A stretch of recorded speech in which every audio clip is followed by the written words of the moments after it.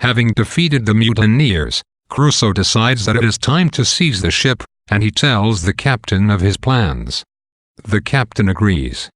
Crusoe and the captain intimidate the captive mutineers with a fictitious report that the island's governor intends to execute them all but would pardon most of them if they help seize the ship. To guarantee the men's promises, Crusoe keeps 5 hostages. The plan works. The rebel captain on the ship is killed, and the ship is reclaimed. When Crusoe glimpses the ship, he nearly faints from shock. In gratitude, the captain presents Crusoe with gifts of wine, food, and clothing. The mutineers are offered the chance to remain on the island in order to avoid certain execution for mutiny in England. Gratefully, they accept. On December 19, 1686, Crusoe boards the ship with his money and a few possessions and sets sail for England after 28 years on the island. Back in England, Crusoe discovers that the widow who has been guarding his money is alive but not prosperous. Crusoe's family is dead, except for 2 sisters and the children of a brother.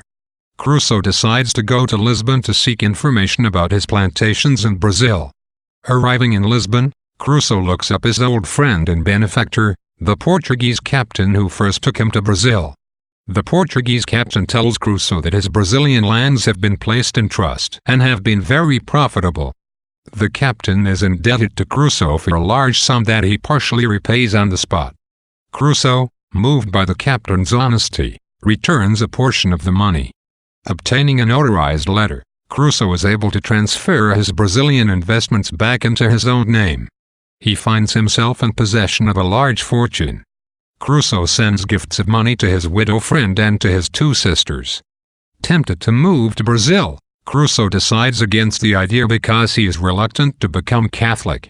He resolves to return to England, but he is averse to traveling by sea, removing his baggage from 3 different ships at the last moment. He later learns that 2 of those ships are either taken by pirates or foundered.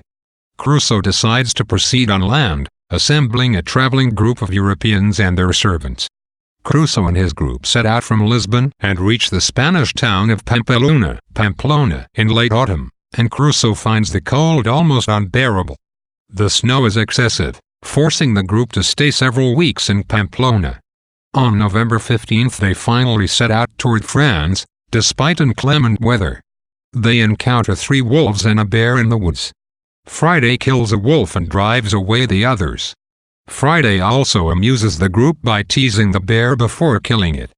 Proceeding onward, the group encounters a frightened horse without a rider, and then finds the remains of 2 men who have been devoured by wolves.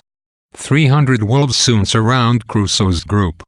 The group shoots the wolves and frightens them with an explosion of gunpowder, finally driving them away. Arriving at last in Toulouse, France, Crusoe learns that his group's escape from the wolves was virtually miraculous. Crusoe lands safely at Dover, England, on January 14. He deposits his personal effects with his widow friend, who cares for him well.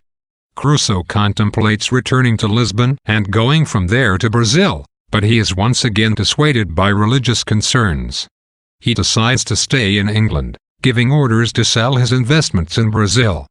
This sale earns Crusoe the large fortune of 33,000 pieces of 8. Since Crusoe is unattached to any family members and is used to a wandering life, he again thinks about leaving England, though the widow does all she can to dissuade him. Crusoe marries, but after the death of his wife he decides to head for the East Indies as a private trader in 1694. On this voyage he revisits his island. Crusoe finds that the Spaniards who have remained there have subjugated the mutineers, treating them kindly. Crusoe provides them with gifts of cattle, supplies, and even women. The colony has survived a cannibal invasion and is now prospering. The last chapters force us to reevaluate the escape from the island of which Crusoe has spent decades dreaming. It is ironic that he has yearned, plotted, and labored to get off the island, but when he finally does, the return home seems curiously unsatisfying. We might imagine that Europe feels safe and comfortable to him after his ordeal, but the opposite is true. In Spain, Crusoe faces inclement weather, a bear, and 300 ravenous wolves. His island with its bower seems positively luxurious by comparison. Nor does Europe offer Crusoe the human society he has craved as a castaway. The widow and the Portuguese captain are kind, but we feel they do not offer him the love and intense affection Friday shows him. When Crusoe gets married in England, he seems indifferent to his wife, whose name he does not even bother to tell us. In short, with no family and not many relations, and with little interest in forging new relationships, Crusoe appears almost as isolated in England as he does on his island. Defoe thus invites us to wonder whether Crusoe would have been happier if he had remained in his little kingdom forever, and makes us question the value of the return to civilization that Crusoe thinks he desires.